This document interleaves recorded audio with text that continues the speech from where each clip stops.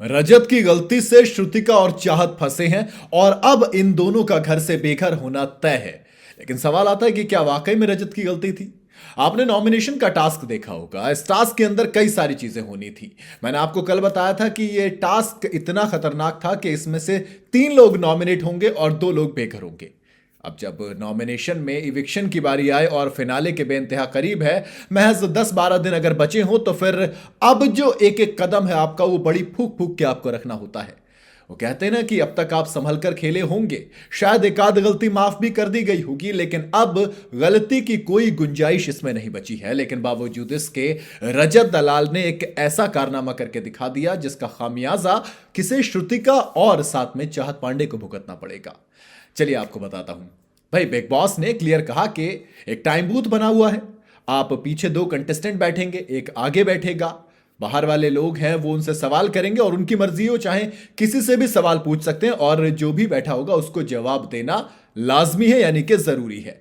अब ग्रुप बनाए गए कैसे कैसे। भाई, विवियन के साथ ईशा अविनाश, करण के साथ चुम और शिल्पा, और फिर श्रुतिका, चाहत और रजत का एक अलग ग्रुप बना दिया गया। पहले विवियन वाला ग्रुप गया, उसने खेल लिया, लेकिन दूसरी बारी में जब रजत जा रहे थे, रजत वाले ग्रुप की बात करूंगा, तो उन्होंने बाहर प्लान बनाया कि एक काम करेंगे, देखो बाकी तुम लोग कमजोर हो काउंटिंग में और खासकर पांडे सबसे ज्यादा कमजोर है, तो ऐसा करेंगे, मैं पीछे बैठा हुआ गिनता रहूंगा और जैसे ही टाइम पूरा होगा मैं खास दूंगा 3 बार और तुम टाइम अप कर देना।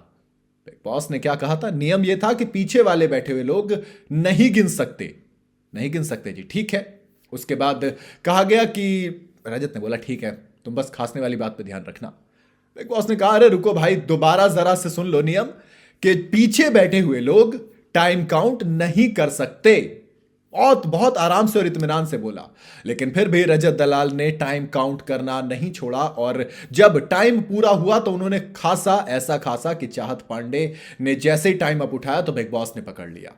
मतलब बिग बॉस छोड़िए, मेरे हिसाब से कोई भी उस चीज को बड़ी आराम से पकड़ सकता था, बड़ी ही आराम से कोई भी, लेकिन थोड़ी सी जल्दबाजी, थोड़ी सी ओवर स्मार्टनेस, थोड़ी सी ज्यादा चालाकी करनी भारी पड़ गई।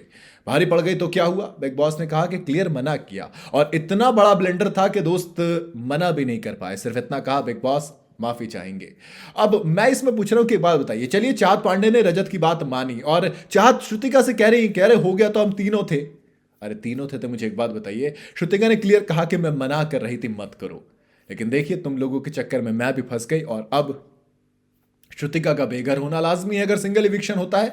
लेकिन दोस्त, डबल इविक्शन होने वाला और श्रुतिका तो अब कल ही घर से बेघर हो जाएंगी, क्योंकि इस बार मिडवीक इविक्शन भी है और मिडवीक इविक्शन में श्रुतिका या चाहत या रजत, तीनों में से कोई एक बाहर जाएगा और मेरे हिसाब से सबसे कमजोर कोई और नहीं बल्कि श्रुतिका है। चाहत पांडे ने वो रो धो कर एक बार फिर से साबित कर दिया कि दोस्त देखो, जब भी वो नॉमिनेट होती हैं, जब इविक्शन की बारी आती है तो उनको पता है कि कैसे खेलना होता है। और मेरे ख्याल से वीकेंड के वार में सलमान खान किसी और को नहीं बल्कि चाहत पांडे को घर से बेघर करेंगे।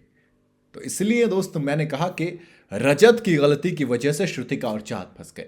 क्या आपको भी लगता है कि रजत दलाल की गलती थी? आप अपनी राय मुझे कमेंट में जरूर बताइएगा। वीडियो अगर आपको पसंद आई हो तो इसे लाइक और शेयर जरूर करें और जाते जाते चैनल को फॉलो और सब्सक्राइब जरूर करते जाइएगा।